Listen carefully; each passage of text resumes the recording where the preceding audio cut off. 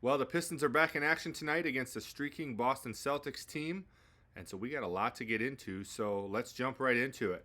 Hey, everybody, welcome back to another episode of Pistons Daily, your go to podcast for daily Detroit Pistons content, game recaps, Coach T's keys, trade rumors, and real conversations about what's happening and what's not happening with your favorite team, the Detroit Pistons.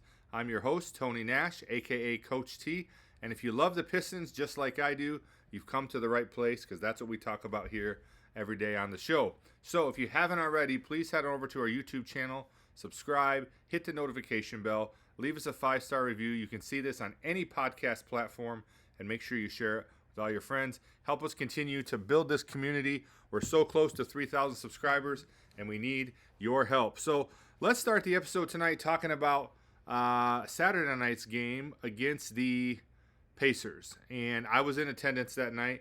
And let me just tell you, obviously I know the Pacers are beat up and didn't have starters, and it was basically like playing a G League team. And so my big worry going into the game was, are the Pistons going to play down? Are we going to sink to the level of our competition? Or are we going to just play Detroit basketball? And I'm happy to say, if you watched the game, we did. And we played a dominant performance. And I realized who we were playing, but to hold a team to 78 points in the NBA, in today's NBA, is absolutely crazy. Actually, the lowest points scored in an NBA game this year. And so I was happy to see that even though we were playing a bad team, that we didn't let up on the defense, and everybody got into the action. We had 13 players play and 13 players score, so everybody got an opportunity to do a little something. And so, any win in the NBA is a good win, and I'm happy to announce that we beat the Pacers 121-78. It was their lowest score of the season, obviously, even with context. The Pacers were extremely banged up, obviously missing a lot of guys. But Cade and Duncan led the team with 16 points in limited minutes. Cade only had 21 minutes. I think Duncan had similar. Jalen Duren added 15 points and 8 rebounds, also in limited minutes. I think the highest player at that game had maybe 23 minutes. So there was a lot of playing time for everybody. But really, it was a total team effort. Lots of dunks, lots of alley-oops. That Ron Holland dunk was just absolutely sweet. Couple of lobs to JD. Ron Holland actually had a couple really nice dunks.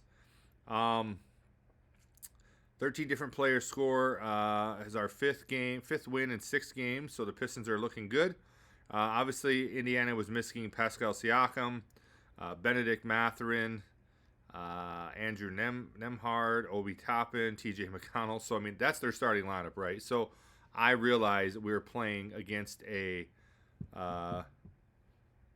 backup squad. But listen, the Pistons have been there multiple times this year. And this is where you are really grateful for the bench that we have, because we've had multiple games missing 3 or 4 starters. I don't think we've had any games where we're missing all 5, but our bench guys come in and get it done. And we've had some big wins with limited rosters. And so, to me, even though I know who we were playing, it really kind of showed me and confirmed for me how deep our team is and how blessed we are to have the bench that we have. Let's see. Indiana missed 10 of their first 11 shots. Some of it was because just bad shooting, but a lot of them were highly contested shots. 5 turnovers. Detroit jumped out to an early 24-2 lead, and even though it was a blowout, it was still pretty rowdy in the stadium. At halftime, it was 59-25, so we held them to 25 points in the first half. They just couldn't hit anything. And again, a lot of it was bad shooting, but I attribute a lot of it to really good defense. Indiana shot 23%, 10 for 43, 6% from 3.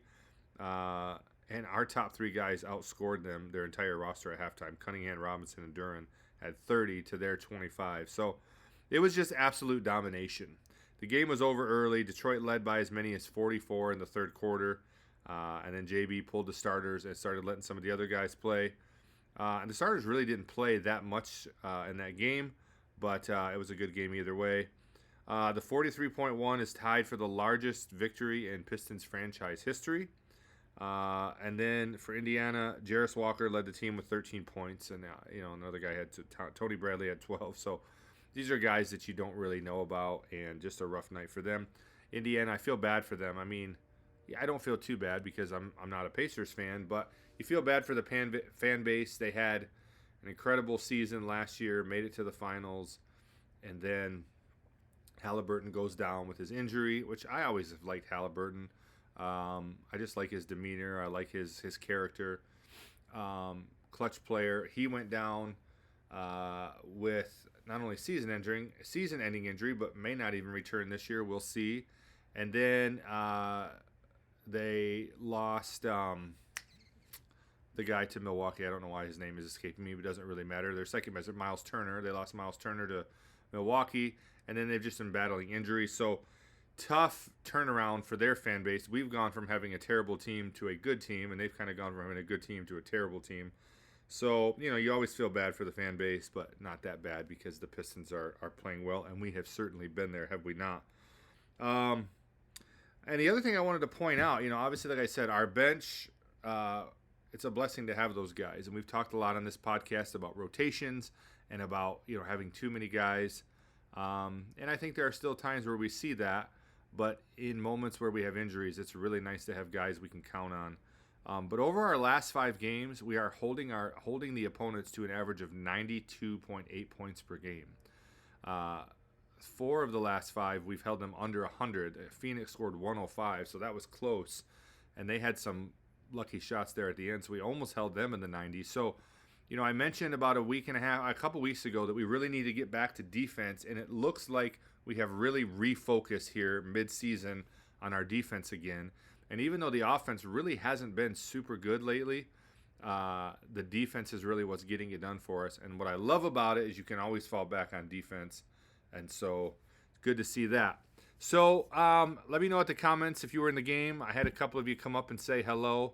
I appreciate that. Anytime you want to come up and say hello, I always enjoy talking to fans.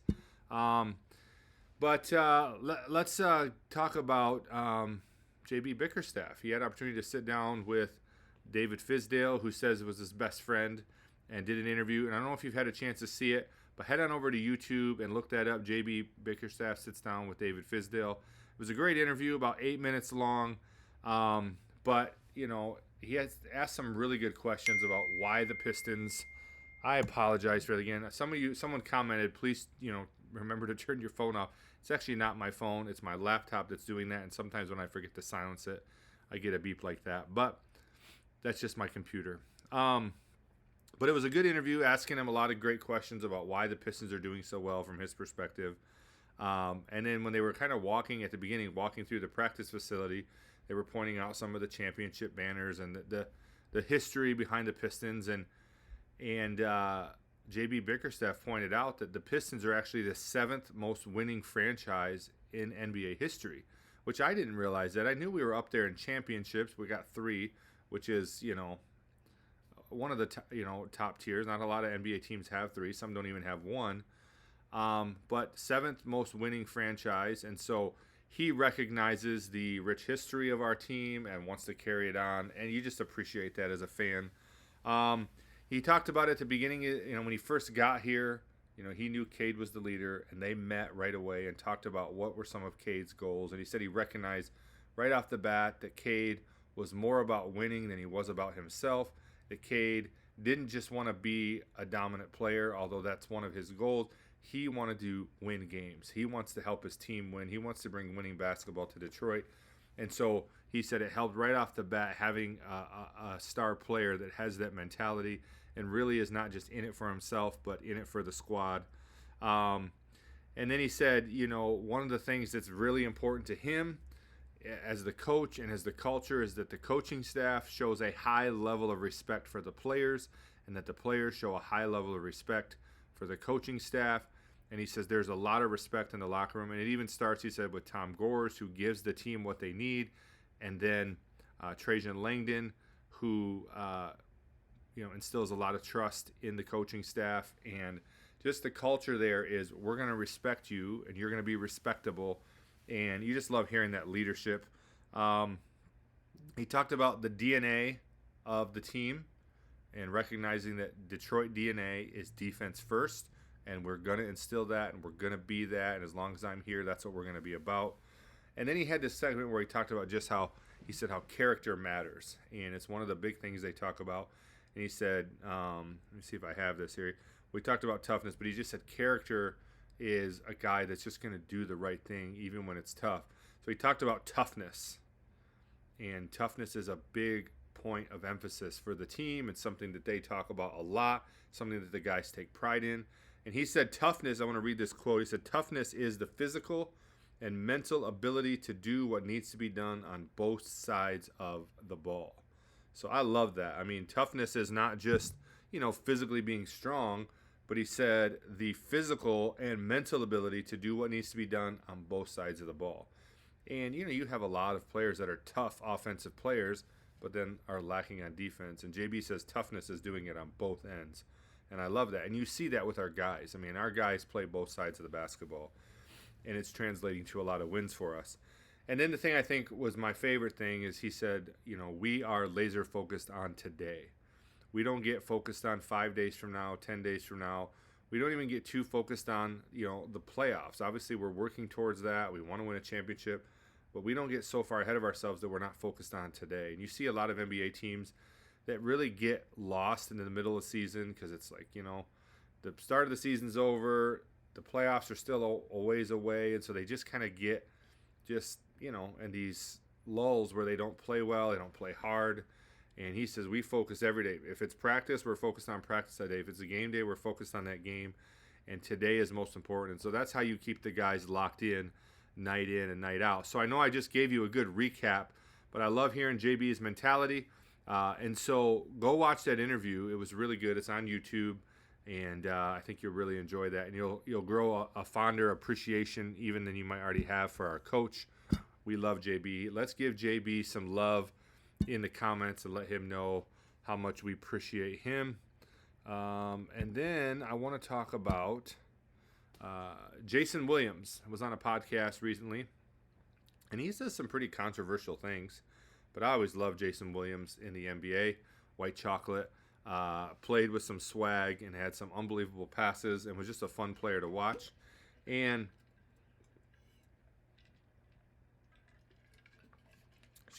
they asked him about if he were going to start an NBA franchise with some of the more recent,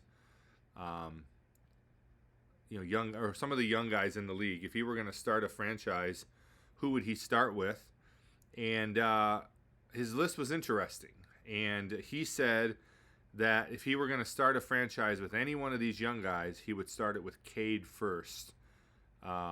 And, the host pushed back, what about Wemby? And he said he wasn't that big on Wemby. He's like, what would Wemby be doing if he wasn't with the Spurs? And listen, to me, Wemby is a freak athlete, 7'6", 7'7", something like that. And, if he stays healthy, he'll be an all-time great. He won the genetic lottery for sure. But, we've never seen a player that size and that build have a long career in the NBA. So who knows if he'll make it.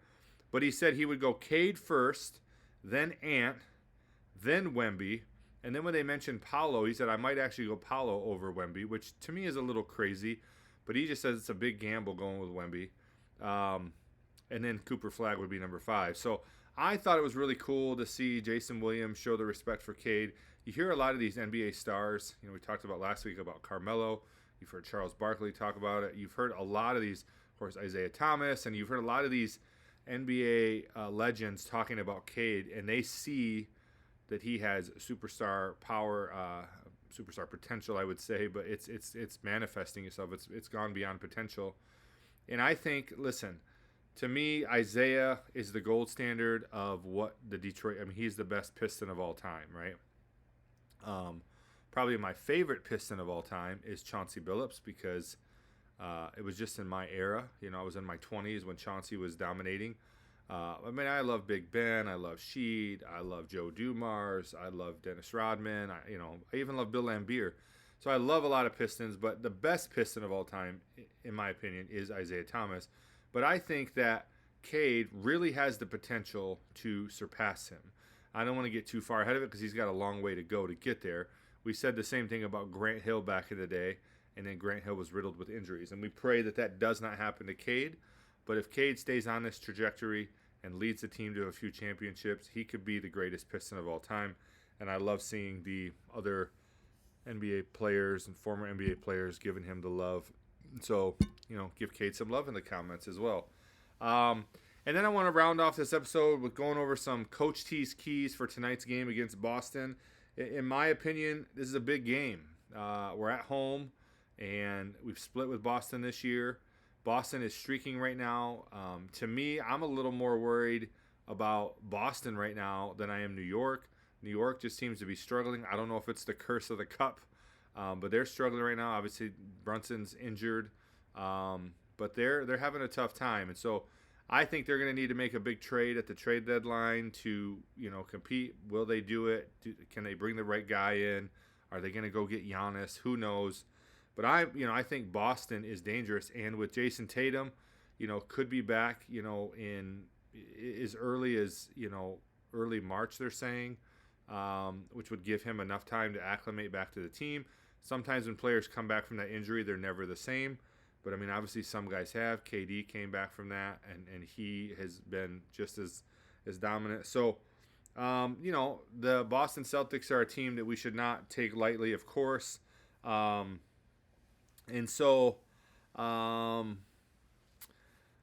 we're the first place team. Boston's in second right now. Jaylen Brown dropped 41 the last time we played them. But we did win the most recent matchup behind a 32-piece from Cade. And so even though Boston is playing right now, I think this is a statement game for Detroit, just like New York was. So my 5 keys to the game tonight. Number 1, we got to win the paint and set the tone early. We lead the East in points in the paint.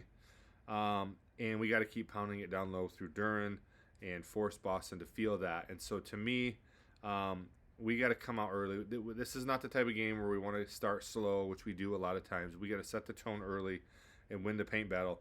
Number 2, we got to contain Jaylen Brown without over-helping. Jaylen Brown does a great job of getting to the paint, and then we draw the help, and he kicks out to Pritchard or to Derek White or to some of these other guys, and it's lethal. And so we got to be careful to contain him. Hopefully Asar can stay out of foul trouble. I'm assuming they're going to put Asar Thompson on him. I don't know that yet, but I'd like to see that matchup. We got to keep him out of foul trouble. But listen, nobody's going to stop Jaylen Brown, but we got to contain him. He's their engine right now. We got to make him work for every bucket. And then we can't give up open threes, though, trying to stop him. And so we got to be selective on who we bring to help and who we keep guarded there on the three-point line. Number 3, Cade has to control the tempo and close the quarters. This has to be a Cade game. His last few games, I think he had 11 against Phoenix. Of course, he was, his hand was wrapped. Then he had 16 against the Pacers, but he had 11 in the first quarter. He was cooking, but he just had limited minutes. But this is going to have to be a Cade game. We're going to have to get high volume of him. He's going to have to control the pace, and he's going to have to finish the quarters for us, especially in the fourth.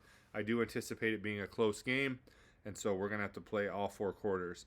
Number 4, we got to take care of the ball, turn defense into offense, right? We get into a half-court battle, and we're not as strong there. We do well when we force turnovers and we get the ball down the court, and our defense leads to good offense. And so we got to be active, keep generating steals. We got to run in transition, and we can't give Boston easy points. We got to make them work for it. And then last but not least, number 5, we got to make Boston guard for 48 minutes. I mentioned this earlier. It's got to be a 48-minute game. They want clean looks. They want rhythm, and they want to control the pace, and they'll just wear you down. So we have to stay physical. We have to keep moving, and we got to make every single possession a grind. It's got to be hard work for the Boston Celtics. And if we come out and play the defense we have been playing, I believe we will win the game tonight. But those are going to be the keys to the game. So let me know your thoughts on those. What did I miss? What do you think we need to focus on? I don't know if Peyton Pritchard will be playing. He is potentially out, but he always seems to cook us. Derek White always has a time with us. So there's a lot of things that we're going to have to focus on. But those are the things that I think are the keys to the game tonight. So we are the favorite team. Obviously, we're the best team in the East right now. But Boston is disciplined. They also defend, and they can explode fast. Like, they can go on these streaks, and they can put up 12, 15 points quick, and it can go from a 2-point game to a 15-point game really fast. And so we have to contain that. If we win the paint, if we limit Brown's takeover, and we let Cade run the show, then This is the kind of win that will tell the whole league that Detroit isn't coming. Detroit is here, right? And if you're going to win in the East, you got to come through Detroit. And there's still some doubters on that. And so I think this has to be a win that we get tonight. So that's all I got for you guys today. Let me know your thoughts on these things. Let me know what your thoughts were about the Pacers win. Let me know if you watched that JB interview. If not, go see it and then leave him some love in the comments. Go watch those clips from Jason Williams talking about Cade and his leadership. And then let me know what your thoughts are about the keys to tonight's game against Boston. Let's get a big win tonight. I'm really, really excited about this game. I will not be attending. I'll be watching it in my man cave on the 60-inch or 65-inch, whatever that is behind me there. I'll be watching it with the boys. And so excited about the game. We'll be talking about it all tomorrow to see how they did. And remember, we're almost to 3,000 subscribers, so make sure you subscribe to the channel, share this with your friends, and let's keep growing this channel. And thanks again for watching, guys. And as always, Detroit basketball. Let's go, baby.